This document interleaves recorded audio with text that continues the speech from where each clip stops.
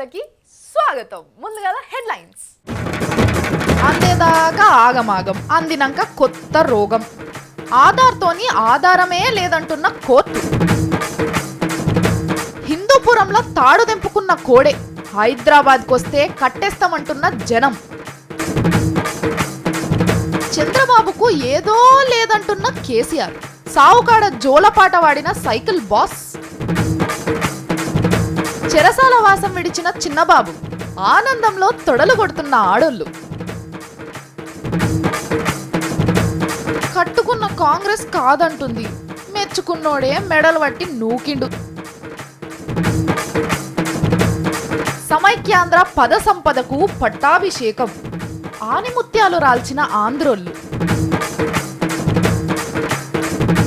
సకల జనబేరి సభకు తయారుగాండ్రి. 29 తారీఖు కూర పువ్వ వండకుండ్రి. ఏ పూటక పాట పాడాలని ఎవ్వరికన్నా చెప్పుండ్రు కానీ మన చంద్రబాబు సార్కు మాత్రం చెప్పకుండ్రి. ఎందుకంటే సార్ను జోలపాట వాడుదురా అని పిలిస్తే సావు పాట వాడుతుండు, సావు కాడ జోలపాట వాడుతుండు. అగో అట్లా ఎవరన్నా చేస్తారా? ఇది తమాషా కాకపోతే అని అనుకునేటోళ్ళు కూడా కొంతమంది ఉన్నారు. వాళ్ళ కోసమే ఈ స్టోరీ తయారు చేసినాము. అట్లాంటి వాళ్ళ కళ్ళు తెరిపిస్తాము, తెరిచి చూడుండ్రి. ఓ మహాత్మా, ఓ మహర్షి. పేరంటానికి పోయి తద్దినం పాట వాడిండట వెనకట్టుకోక ఆయన. అట్లనే ఉంది మన సూపర్ డూపర్ లీడర్ చంద్రబాబు గారి పని కూడా. జాతీయ సమగ్రతా మండలి మీటింగ్కు పోయి సమైక్యాంధ్ర పాట వాడిండు. అరే నువ్వెక్కడి మనిషివయ్యా బాబు, నీ మైకు పాడుగాని అనగానే మైక్ కట్ అయిపోయిందట. కాదా మరి ఆడ పెట్టిన మీటింగ్ దేని గురించి, నువ్వు ఎత్తుకున్న రాగం దేని గురించి? మళ్ళా బ్రహ్మాండం ఏదో బద్దలైనట్టు నా కుతికే విసికినట్టు బయటకు వచ్చి మీడియా మీటింగ్ ఇంకొకటి. ఏమన్నా అర్థం ఉందా? 9 ఏళ్ళు ముఖ్యమంత్రిగా పనిచేసినా నా అంత మొగోడే లేడు ఈ దేశంలో. ఈ ముచ్చట అప్పట్లో బిల్ క్లింటన్కు కూడా ఎరికేనని తొడలెరగాయదా కొట్టుకున్నాడు. మరి జాతీయ భద్రతా మండలి మీటింగ్లకు పోయి సీమాంధ్ర తెలంగాణ పాట వాడొద్దని తెలియదా? ఇదేనా అతిపెద్ద తెలివి కళ్ళ నేత చేసే పని అని అడుగుతున్నారు షిండే సార్ కూడా. वो देखिए, ये कम्युनल हार्मनी की मीटिंग थी, वो कोई तेलंगाना पर पॉलिटिकल मीटिंग नहीं थी. हमने बहुत स्पष्ट किया है. कम्युनल हार्मनी की बात करते तो बात अलग थी.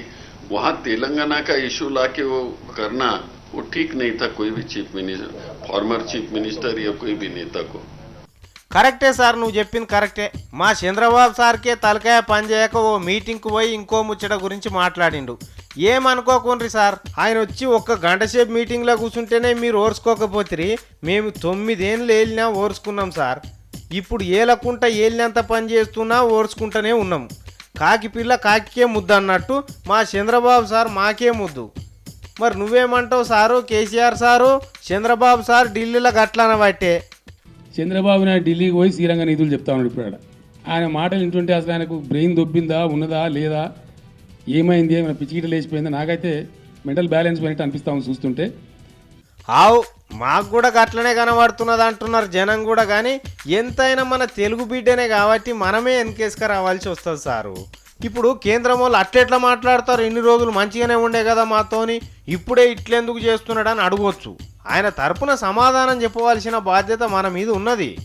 అట్లా ఎందుకు మాట్లాడిందంటే అప్పుడే జగన్ బాబుకు బెయిల్ వచ్చే, అప్పుడే మీరు మీటింగ్ పెడుతుంది, ఏడికెళ్ళి మనసు ఊకోబుద్ధి అవుతుంది. అందుకే అట్లా చేసిండేమోతి. లెక్కకైతే ఆ మీటింగ్లో అట్లా మాట్లాడేది లేకుండే. ఆ తప్పుకు హ్యాబిట్స్ నడి రోడ్డు మీద ముక్కు 4 రాసినా తక్కువనే. కానీ ఇది ఒక్కపారి ఇడిచిపెట్టుండ్రి సారు. చూస్తున్నాడు చూడు, ఇంకా రాష్ట్రం పరువు నిలబెడతామేమో అని అంటే ఉన్న ఇజ్జత్ తీసేస్తవి.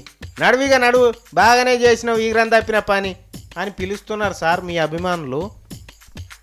ఓ మహాత్మా,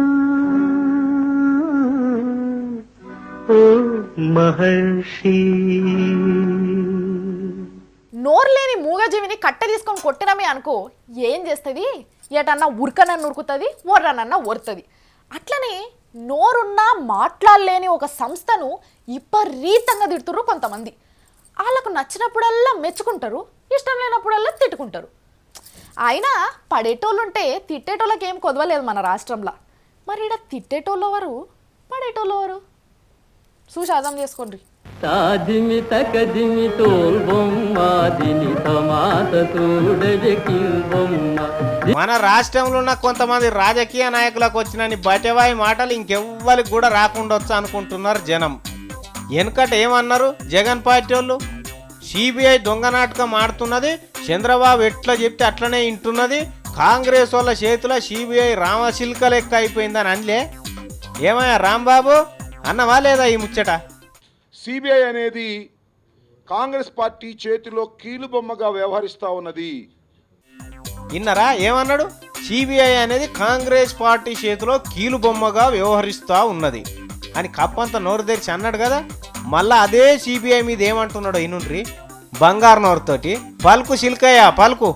సుప్రీంకోర్టు యొక్క ఆర్డర్ ప్రకారం ఈ నెల 9వ తారీఖు లోపల ఇన్వెస్టిగేషన్ కంప్లీట్ చేయాలనేటువంటి షరతు మీద సిబిఐ కంప్లీట్ చేసి పడవేసిన తర్వాత ఇప్పుడు బెయిల్ రావడం అనేది చాలా సంతోషించదగినటువంటి పరిణామంగా మేము భావిస్తున్నాం. అబ్బా నీది నోరేనా పెండతటనా అనుకుంటున్నారు సార్ పబ్లిక్. అప్పుడేమో సిబిఐ కాంగ్రెస్ చేతుల కీలుబొమ్మ, ఇప్పుడు అదే సిబిఐ క్విడ్ ప్రోకో జరగలేదని చెప్పిందని సిబిఐ మాటలు బంగారు మూటలన పడుతుంది. ఇన్ని తీర్లుంటాయి బటవాయి మాటలు. వీళ్ళ కథ ఇట్లుంటే ఇక తెలుగుదేశం వాళ్ళు ఏమన్నా తక్కువనా? ముందుగాల సిబిఐని ఏమన్నారో ఇనుండ్రి. మీ అవినీతి గురించి సిబిఐ పుంఖానుపుంఖాలుగా ఛార్జ్ షీట్ల రూపేణా కోర్టుకు తెలియజేస్తుంటే మీ సాక్షి పత్రికలు ఏమిటి? మీ మీద ఏదో కుట్ర జరుగుతుందని చెబుతున్నారు. తెలుగుదేశం పార్టీ తరఫున డిమాండ్ చేస్తున్నాం. అబ్బా ఏం చెప్పినావు రామయ్య? సిబిఐ పచ్చపాతం లేకుండా పుంఖాలుగా ఛార్జ్ షీట్లు దాఖలు చేస్తుందని మంచిగానే ఎత్తుకున్నావు సిబిఐని. మరి మీ చంద్రబాబు సార్ ఏమన్నాడో ఇను నువ్వు కూడా ఒకసారి. ఈరోజు సిబిఐ పూర్తిగా కాంగ్రెస్ బ్యూరో ఇన్వెస్టిగేషన్ గా తయారైపోయింది. మేము ఎన్నోసార్లు చెప్పాం, చాలా దారుణమైంది. ఇట్లనే ఉంటుందా? జగన్ పే మీద సురుకులు పెట్టినప్పుడు సిబిఐ మంచిది, అదే సిబిఐ క్విడ్ ప్రోకో జరగలేదని చెప్పినప్పుడు చెడ్డదైనా అది. గింత బద్మాష్ మాటలా? చూసినరా ఎప్పుడన్నా ఈ తరీకా రాజకీయ నాయకులను? మిమ్మల్ని చూస్తే బ్రహ్మదేవుని దమాకు కూడా ఖరాబావుడు ఖాయమే అనుకుంటున్నారు జనం. ఇన్ని లత్కోరు మాటలు మాట్లాడి ఎవరు నాగం చేస్తున్నారో పబ్లిక్ ఇప్పుడిప్పుడే అర్థం చేసుకుంటున్నారు. దొంగలు ఊరు పంచుకున్నట్టే ఉంది ఇప్పుడు రాజకీయం అంతా. అటు అనవసరంగా సిబిఐ వాళ్ళ మీద బట్టగాల్చి మీదేస్తుండ్రని అందరు గుసగుస పెట్టుకుంటున్నారు. మరి అది నిజమేనో కాదో మనకెరకలే. మీ ఆకిట్లకు వచ్చి నేను గడ్డపార పట్టుకొని గుంతలు దోతే ఊకుంటారా మీరు? ఎవరు నువ్వు ఆనుడు ఇష్టపెట్టి ఒక కట్టె అందుకొని ఉరుక్కొస్తారు. ఎందుకు? ఆ ఇల్లు మీది, ఆ ఆకిలి కూడా మీది కాబట్టి. కానీ ఒక ఆయన మంది ఇంట్లో పిల్లర్లు పోసేటందుకు తయారైండు. అగో మా ఇంట్లోనే అయ్యింది అని అనుకునేరు. మీ ఒక్కరి ఇంట్లోనే కాదు, తెలంగాణలో ఎంతమంది ఉన్నారో అందరి ఇండ్ల మీద దండయాత్ర చేసేటందుకు తయారైండు. ఆయన కథ ఏందో చూడండి.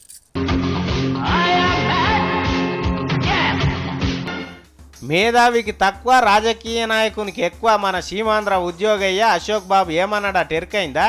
హైదరాబాద్లో ఉన్న తెలంగాణ వాళ్ళు వెంటనే ఖాళీ చేసి వెళ్ళిపోవాలి.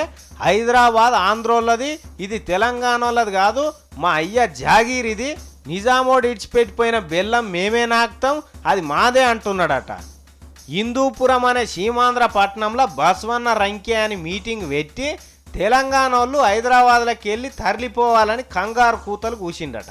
మీకు నిజంగా విడిపోవాలనుకుంటే మీరు హైదరాబాద్ లో పెట్టి మీరు ఎక్కడ క్యాపిటల్ కట్టుకోండి, మీ తెలంగాణ మీరు తీసుకోండి తప్ప హైదరాబాద్ లో వదులుకునే పరిస్థితి మట్టికి లేదు. రాష్ట్ర విభజనకి పోట్లాడుతున్నారు వాళ్ళందరూ కూడా ఇదే చెప్తున్నాం. మేము వచ్చిన తర్వాతే మీ హైదరాబాద్ డెవలప్ అయింది, మేము వచ్చిన తర్వాతే మీ కరెంట్ వచ్చింది, మేము వచ్చిన తర్వాతే మీకు నీళ్లు వచ్చినాయి, మేము వచ్చిన తర్వాతే మీకు పాఠాలు వచ్చినాయి తప్ప ఆ రోజు నిజాం ప్రభుత్వంలో మీరు బానిసలా బతికారు. ఆ బానిసల తత్వాన్ని విడిపించడానికి రాయలసీమ నుంచి నాయకులు వెళ్ళి అక్కడ భూపోరాటాలు చేశారు తప్ప మీ నుంచి ఎవరో భూపోరాటాలు చేయలేదు. ఏంటి ఈ మాటలు? నువ్వు సర్కార్ నౌకరు చేసేటైనవేనా లేకపోతే రాజకీయ నాయకునివా? మీ అయ్యలు సంపాదించినారు హైదరాబాదు, మీరు నూనె వస్తేనే తెలంగాణలో దీపం వెలుగుతున్నది. ఏదో పాపం దిక్కు దివానం లేక డేర్లలో పడి బతుకుతున్నారు కదా పోనీ అని సోపతి కలుపుకుంటే గిన్ని మాటలా? గింత మోసమా? అయ్యో ఇంకా గివ్వే కాదు సార్ మాటలు ఇంకా చాలా ఉన్నాయి, అవి కూడా ఇనుండ్రి.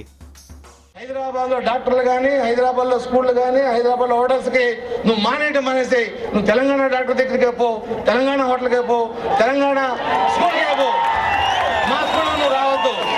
అంటే నీకు పొద్దున్నే లేస్తే మా హోటల్లో టిఫిన్ తినాలి, పొద్దున్నే లేస్తే మా స్కూల్లో చదవాలి, నీకు జబ్బు వస్తే మా డాక్టర్ ట్రీట్మెంట్ చేయాలి తప్ప నీ హైదరాబాద్ లో మేము ఉంటాం లేదంటే ఇదేం రౌడీజమా లేదంటే ఏదనేది మనం అందరం ఆలోచుకునే పరిస్థితి. ఇటువంటి అవాకులు చవాకులు పేలినంత కాలం ఈ రాష్ట్రం ఇలాగ ఉంటుంది, మా ఉద్యమం ఇలాగ ఉంటుంది. హైదరాబాద్ కి 25 టీఎంసీల వాటర్ డ్రింకింగ్ వాటర్ వస్తుంది. ఎక్కడ అది 1956 ముందు హైదరాబాద్ కృష్ణా వాటర్ నీళ్ళు ఇవ్వాలి ఎక్కడ లేదు.